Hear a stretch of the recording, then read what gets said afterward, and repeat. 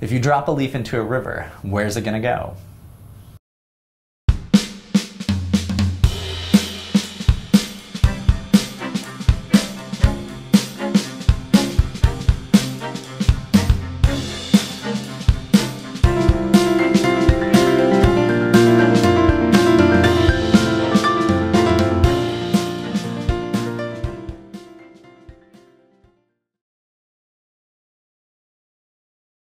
So hi, I'm Shea Vela-Vick. This is Geometry Topology Today. Today we have Jeremy Van Horn Morris, who's a professor at University of Arkansas here at the beautiful Louisiana State University campus, and he's going to tell us a little bit about this problem. So Jeremy, what happens to the leaf? That's a very good question. So if you imagine what's going on, you've got your sort of river, you've got your leaf in it.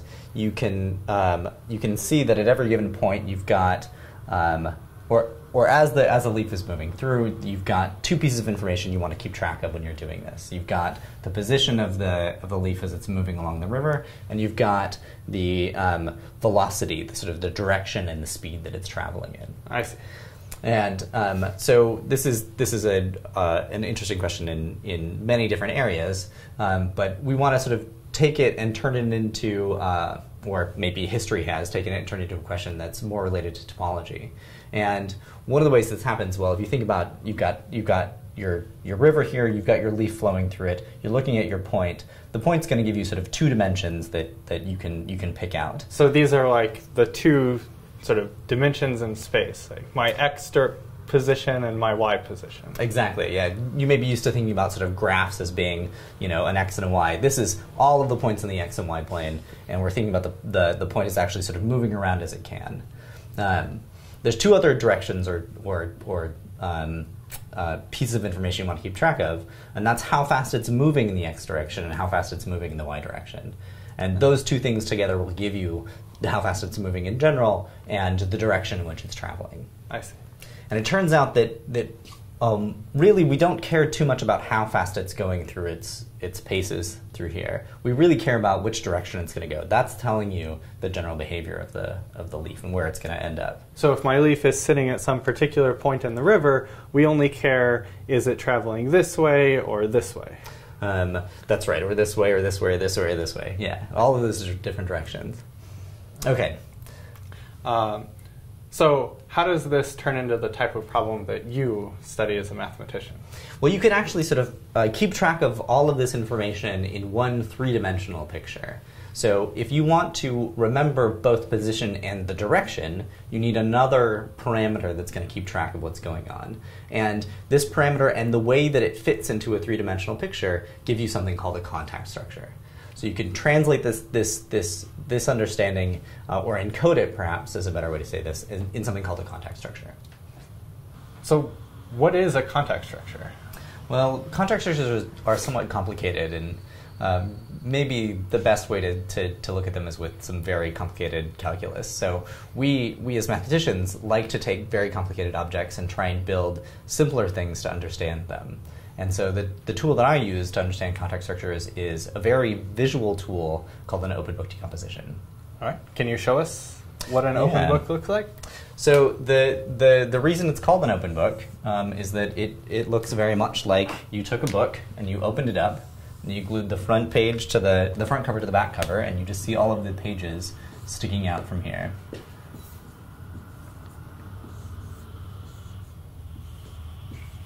I see. So this is like we had our front cover and our back cover, and we just opened up all of the pages and see it all splayed out in front of us. All splayed out. And this is a magic book that has an infinite number of pages, and at every direction you've got a page. But this is going to fill up all of three-dimensional space here. And so I'm supposed to imagine that this black curve here is like the z-axis. Yeah, in our usual picture of three space. Yeah, and this is going to go on forever. This is filling up the entirety of three space. And these planes go on forever. They all go out to infinity. Yeah, that's exactly it. All right. So what sorts of things can one do with these open books? Well, the given open book maybe not so much, but it turns out that there's a whole bunch of open books that are going to describe your contact structure, and you'd like to understand the relationship between those open books, and how the open book itself can be described, as well as how it's related to the context structure. So this open book is sort of easy to understand. Essentially, everything is moving around in the sort of circular motion about the z-axis. There's more complicated open books, though. Can you draw one for us? Yeah, let's. Well, you could just take this picture here, and we're going to add in... Oh, maybe we will not take this picture here. It starts to get a little messy. We're going to take this picture here, and we're going to add in a little loop around the middle. Now, one thing you noticed about the previous picture was that all of the sheets, all of the pages, are coming in to intersect this one curve. Same thing's going to happen here. Now your pages are going to be a little more complicated. They're going to come in, and now they're going to have to twist around.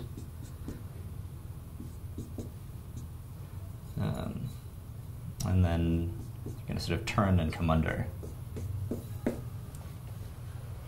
I see. So here it looks like we have two different bindings of our book.